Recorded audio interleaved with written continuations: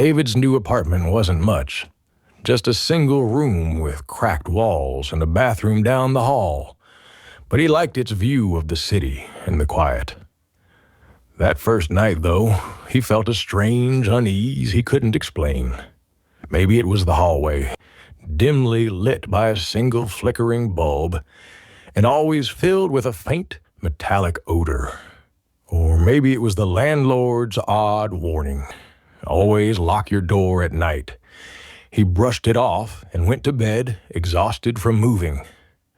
But as he lay there, just on the edge of sleep, he heard faint shuffling sounds from the hallway, like footsteps creeping closer and then stopping outside his door. His pulse quickened. He lay in the dark, straining to hear. The footsteps started up again, moving past his door and fading down the hall. A strange sense of dread washed over him.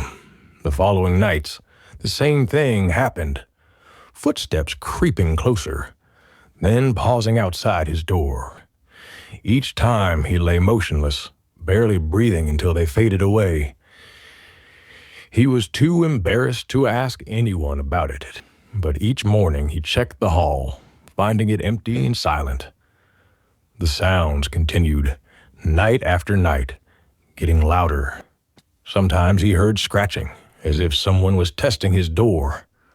One night, curiosity and fear got the better of him.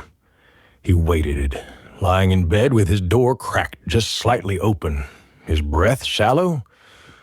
The footsteps approached and paused. Through the crack, he saw a shadow, tall and distorted, stretching long across the dim hallway. But this time, it didn't move past his door. It lingered. David's heart pounded as he stared at the shadow, paralyzed.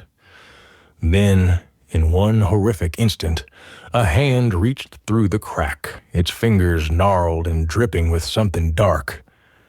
The door creaked as it began to push open.